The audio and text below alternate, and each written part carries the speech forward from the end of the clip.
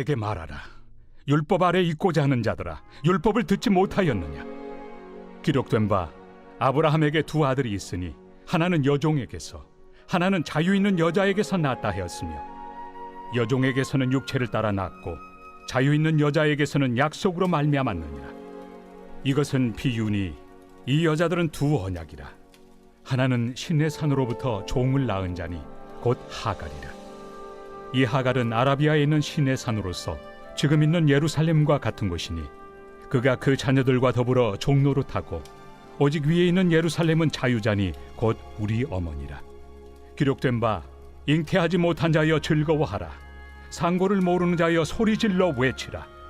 이는 홀로 사는 자의 자녀가 남편 있는 자의 자녀보다 많음이라 하였으니 형제들아, 너희는 이삭과 같이 약속의 자녀라.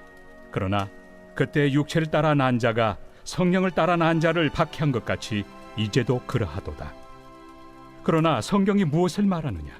여종과 그 아들을 내쫓으라. 여종의 아들이 자유 있는 여자의 아들과 더불어 유업을 얻지 못하리라 하였느니라. 그런즉 형제들아, 우리는 여종의 자녀가 아니요 자유 있는 여자의 자녀니라.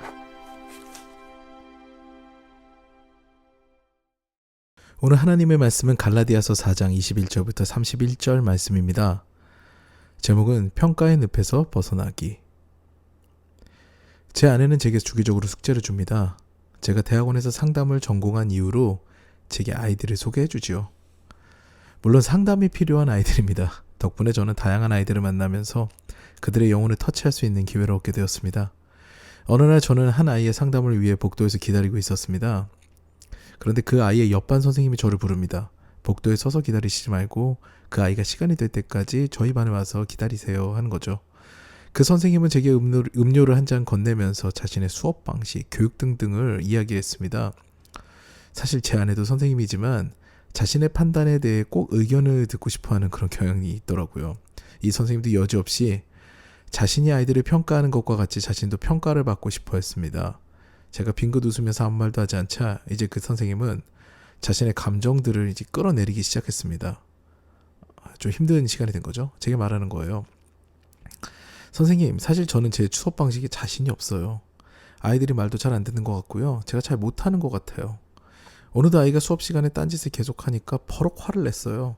제가 감정 조절 못하는 거 아닌가요? 이런 것들이 참 힘들어요.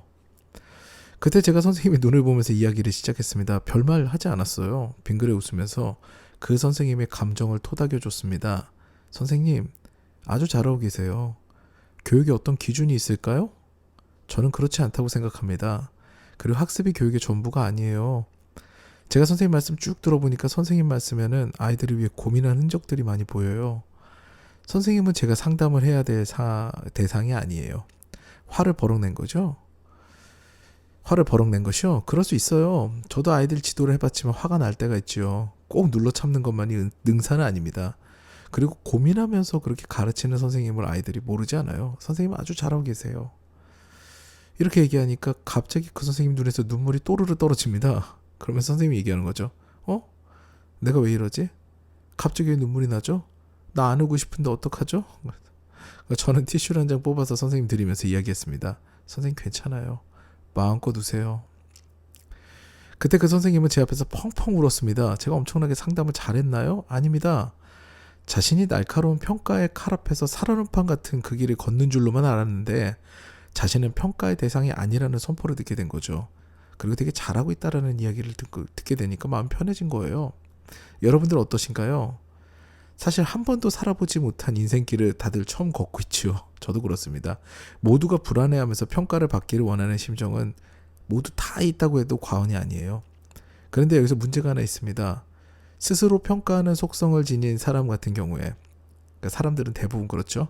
자신의 인생에 이슈가 터질 때 그런 실수들을 하나둘씩 채점하면서 바닥으로 떨어져 버리는 경우가 대부분이라는 게 문제입니다.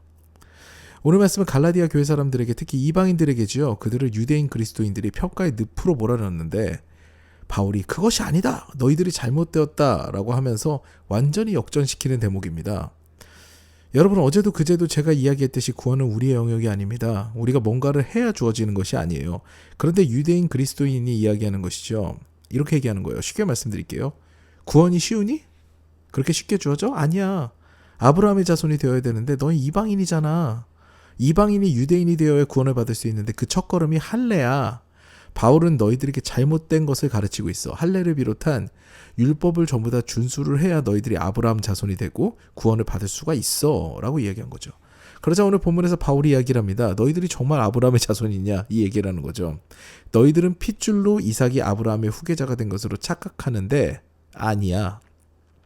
아브라함의 피는 하갈의 아들인 이스마엘도 이어받았어. 그런데 하나님의 약속이 누구에게 있었니? 이삭에게 있었잖아.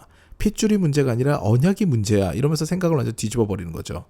그러면서 아라비아에 있는 시내산에서 하갈이 종을 낳았다는 이야기를 합니다. 모세가 율법을 받은 곳이 시내산입니다.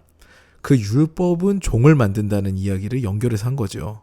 하갈이 아라비아에 있는 시내산에서 종을 낳은 것과 같이 모세가 율법을 받아서 내려온 것도 결국 종을 양산하게 되는 거야. 너희들은 그걸 따르고 있어 라는 이야기를 하는 거죠.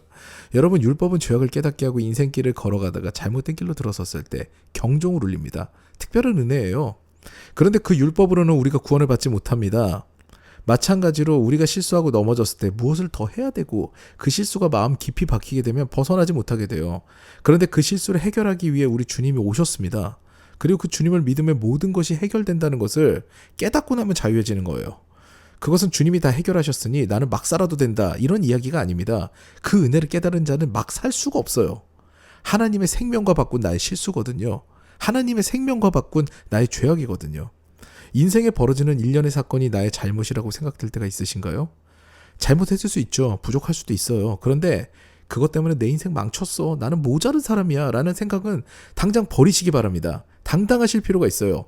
바로 그런 여러분이 모자라 보이고 그렇게 넘어져 있었던 그런 여러분들을 위해서 하나님의 아들이 생명을 주셨거든요. 더 이상 바닥을 파지 말아라. 너의 잘못이 아니다. 다 내 잘못이다. 내가 끌어안고 삭슬 치렀으니까 너는 당당해라.